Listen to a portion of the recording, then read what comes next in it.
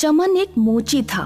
वो सड़क के किनारे जूते चप्पल जोड़ने और जूते पॉलिश करने का काम करता था। अगर किसी बहन जी की चप्पल टूट गई तो चमन मोची के पास आइए, मात्र 20 रुपए में चप्पल ठीक कराइए। अगर किसी बाबूजी का जूता गंदा हो गया तो चमन मोची के पास आइए और 20 रुपए में जूता पॉलिश कराइए। चमन दिन भर में 150-200 रुपए से ज्यादा नहीं कमा पाता था। देर रात वो अपने घर सब्जी और आटा लेकर पहुंचा। लो सरला, आज फूल गोभी लेकर आया हूँ। सूखे मसाले डालकर खूब चटपटी करके बनाना।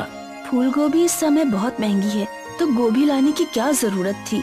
लौकी तुरई कद्दू खा खा कर मन उब गया है, तो आज मैंने सोचा गोभी ले चलता हूँ। अपनी कमाई देखकर चीजें खरीदा करो। महंगे आइटम खाने हैं तो ये मोचीगिरी छोड़कर कोई और काम धंधा शुरू करो। अब मैं और क्या काम करूँ? मेरे पिताजी भी मोची थे, उन्होंने ही मुझे सारे काम सिखाए। तुम जरा खाना बनाने से पहले थोड़ी चाय बना लो, वरना खाना खाने से पहले ही मुझे नींद आ जाएगी। कुछ देर बाद सरला चाय लेकर आई। ये लीजिए। मसाले खत्म हो चुके हैं, तुम हल्दीराम सेठ की दुकान से मसाले ले आओ, वरना गोभी बिल्कुल बेस्वाद बनेगी। जाता हूँ, अभी जाता हूँ, लेकिन कहीं हल्दीराम की दुकान बंद ना हो गई हो। चमन सेठ हल्दीराम की दुकान पर गया। हल्दीराम गांव में मसालों का सबसे बड़ा व्यापारी था।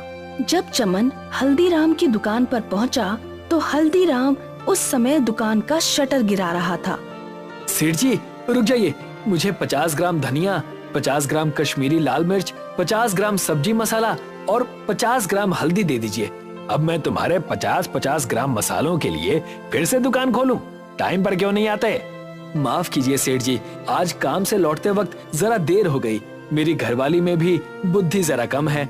जब मसाले पूरी तरह से खत्म हो जाते हैं तभी बताती है। पैसे लाए हो या खाली हाथ ही चले आए हो? नहीं सेठ जी, पैसे लेकर आया हूँ। हल्दीराम ने दुकान खोलकर सारे मसाले दिए। ये लो 400 रुपए दो। सेठ जी 400 रुपए कैसे हो गए? क्या मसाले इतने महंगे हो गए हैं? देखो रात के 11 बजने वाले हैं, ये मोल भाव करने का समय नहीं है। तुम जैसे गरीबों को तो सौदा देना ही बेकार है। चुल्लू भर सामान खरीदते हो और दाम देने में भी आनाकानी करते हो। तुम्हारे पास 400 रुपए हैं तो बताओ, वरना मेरा समय बर्बाद मत करो।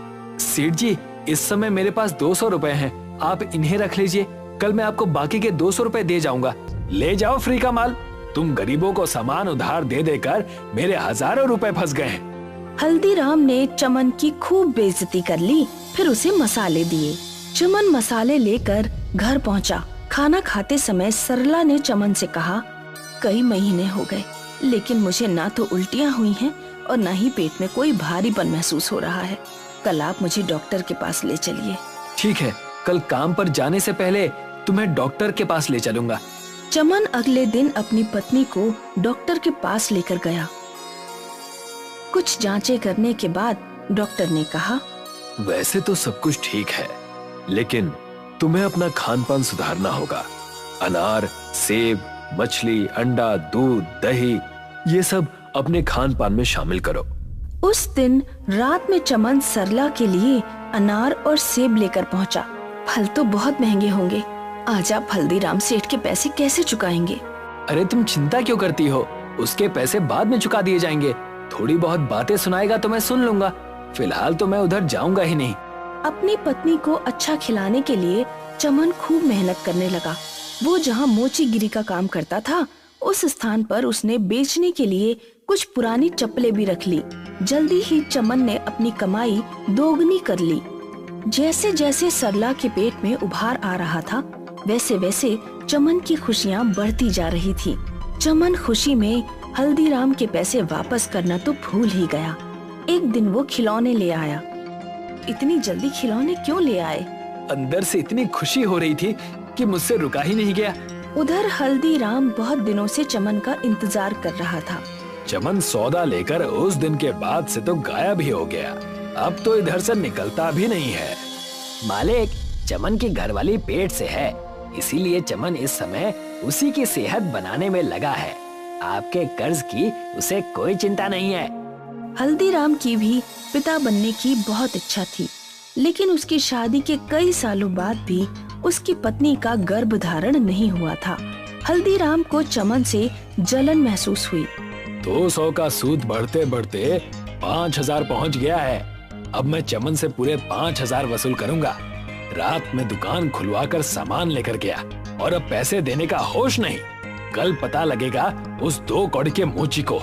अगले दिन हल्दीराम ने अपने आदमियों को चमन के पास भेजा। चमन रोड पर उस समय अपनी दुकान लगाकर ही बैठा था। तुमने सेठ हल्दीराम के पैसे नहीं लौटाए, इसलिए हम तुम्हारा सारा सामान जब्त करने आए हैं। मात्र 200 रुपए के लिए तुम मेरा सारा सामान जब्त कर लोगे? 200 नहीं 5000। सेठ जी के कर्ज पर चक्रवृद्धि ब्याज लगता है, उसका हिसाब तुम्हें समझ में नहीं आएगा, लेकिन बस इतना जान लो कि तुम्हारा कर्ज 5000 हो गया है। भाइयों, इसका सारा सामान उठा लो। मेरे ऊपर दया करो, इस सामान से मेरी रोजी रोटी चलती है। मैं सेठ जी का कर्ज चुका दूंगा, लेकिन इस समय मेरा सामान छोड़ दो। मैं तुम्हारे सामने हाथ पैर जोड़ता हूँ। ये सब ड्रामा ना हमारे सामने नहीं चलेगा। हल्दीराम के आदमियों ने चमन का सारा सामान बटोर लिया और ले गए। चमन रोता हुआ उनके पीछे पीछे हल्दीराम के पास पहुंचा। सेठ जी, मेरी पत्नी गर्भवती है। इस समय मुझे पैसों की बहुत जरूरत है। मेरे ऊपर दया कीजिए, मेरा सारा सामान लौटा दीजिए। 5000 चुका दो, फिर अपना सामान ले जाना। मेरे सामने रोने धोने का कोई फायदा नहीं, मुझे सिर्फ पैसों से मतलब है। चमन उदास होकर घर पहुंचा। क्या हुआ, आज आप इतनी जल्दी कैसे घर आ गए?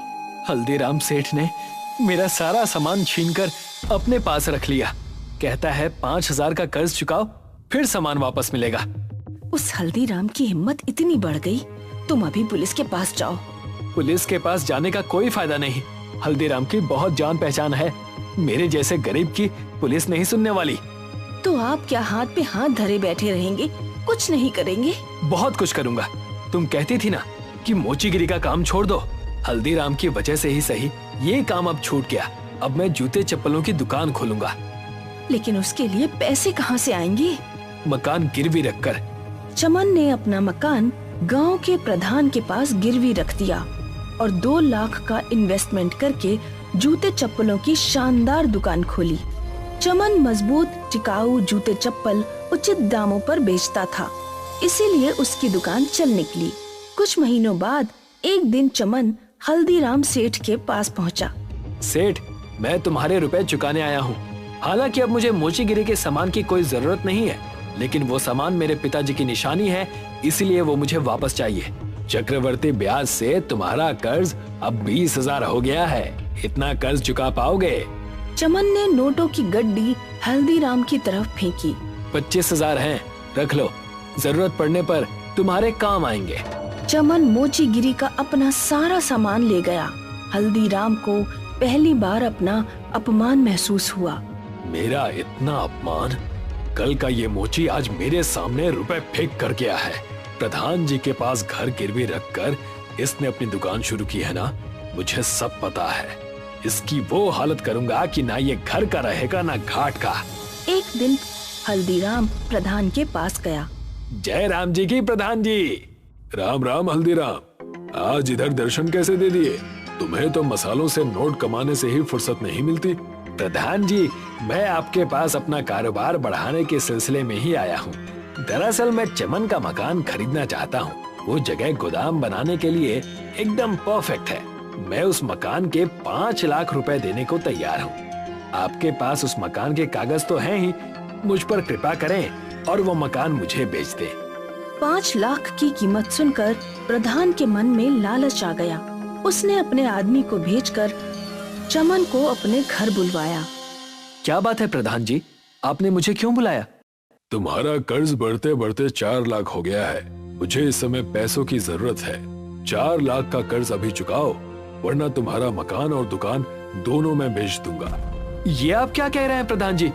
आपने तो मुझे 2 साल का समय दिया था। अब इतनी जल्दी मैं आपके पैसे कहाँ से लौटाऊं?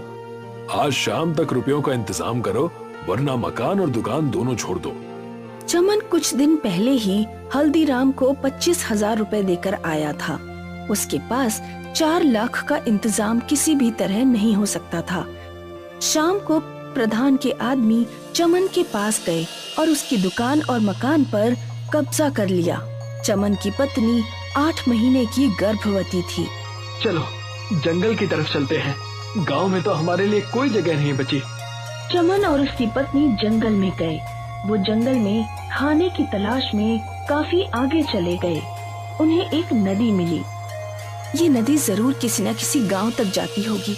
चमन ने लकड़ी की एक नाव बनाई और दोनों लोग उस नाव में बैठ गए। उस नदी ने चमन और सरला को एक रेगिस्तान तक पहुंचा दिया। हम तो किसी रेगिस्तान में आ गए। चमन ने देखा वो रेगिस्तान साधारण नहीं है। वहाँ रेत के पर्वतों की जगह सूखे मसाले के पर्वत थे। हल्दी का पर्वत था, लाल मिर्च का पर्वत था, सूखे धनिये का पर्वत था, अमचूर पाउडर का पर्वत था और भी बहुत से मसाले थे। लगता है ईश्वर ने हमारी मदद करने के लिए हमें यहाँ तक पहुँचाया है। ठीक कहा। इन मसालों को मैं गांव में ले जाऊंगा और सेठ हल्दीराम से भी बड़ी दुकान खोलूंगा। चमन ने बोरी में कई तरह के सूखे मसाले रख लिए और उन्हें लेकर गांव में पहुंचा। चमन ने बहुत सस्ते दामों पर मसाले बेचना शुरू किए। आओ आओ भाइयों बहनों, दिन दहाड़े लूट, सारे मसाले 100 रुपए किलो, कोई भी ले जाओ। चमन के पास गांव वालों की भीड़ लग गई। कुछ व्यापारी भी थोक में मसाले खरीदने पहुंच गए। हल्दीराम को जब ये बात पता लगी तो वो खुद उस स्थान पर पहुंचा जहां चमन मसाले बेच रहा था। हल्दीराम ये देखकर भौचक्का रह गया कि चमन के पास इतने सारे मसाले कहां से आ गए। हल्दीराम ने अपने एक नौकर से कहा, ये लो 5000 रुपए। आज से तुम्हारा काम चमन पर नजर रखना है। जरा पता लगाओ कि चमन ये मसाले कहां से लेकर आ रहा है। अब चमन का सारा माल बिक गया तो चमन एक रात जंगल की तरफ गया। हल्दीराम के आदमी ने चमन को नदी से रेगिस्तान पहुंचते हुए देख लिया। उसने सारी बात जाकर हल्दीराम को बताई। सेठ जी, जंगल में एक नदी है जो मसालों के रेगिस्तान तक जाती है। मसाले का रेगिस्तान? हाँ सेठ जी, मसाले का रेगिस्तान। वहाँ हर तरह के मसालों के रेत जैसे पहाड़ हैं। हल्दीराम तुरंत नाव पर सवार होकर मसालों के रेगिस्तान पहुंचा। उसने भी बोरों में मसाले भर लिए और अपनी दुकान तक ले आया। लेकिन जैसे ही उसने बोरियां खोलकर देखी तो उसे पता लगा कि बोरियों में तो रेत है। ये कैसे हो सकता है? मैं तो मसाले लेकर आया था, लेकिन ये तो रेत है। उधर चमन भी रेगिस्तान में मसाले भरकर लाता था। उसके मसाले मसाले ही रहते थे। सेठ जी, मुझे तो लगता है कि चमन को कोई वरदान प्राप्त है। वो भी उसी रेगिस्तान से मसाले लाता है, लेकिन उसके मसाले रेत नहीं बनते। चमन जल्द ही बहुत अमीर हो गया। उसने मसालों की बड़ी सी दुकान खोली। अब हल्दीराम को कोई पूछता भी नहीं था। अब तो एक ही उपाय बचा है, किसी तरह मैं उस रेगिस्तान के मसालों को खराब कर दूं। हल्दीराम एक मोटर और एक बड़ा सा पाइप लेकर रेगिस्तान पहुंचा। उसने मोटर को नदी के पानी से कनेक्ट किया और पाइप से रेगिस्तान के सारे मसालों को पानी लगा दिया। लेकिन कुछ ही घंटों में धूप से पानी सूख गया और मसाले पहले जैसे हो गए। लगता है रेगिस्तान में पानी डालने से काम नहीं चलेगा। मैं इन मसालों में आग लगा दूंगा। हल्दीराम ने ढेर सारे पैसे खर्च करके बहुत बड़ी मात्रा में पेट्रोल खरीदा। वो पेट्रोल लेकर रेगिस्तान में पहुंचा। उसने पूरे रेगिस्तान में पेट्रोल छिड़का और आग लगा दी। मसाले जलने लगे। हल्दीराम बहुत खुश हुआ।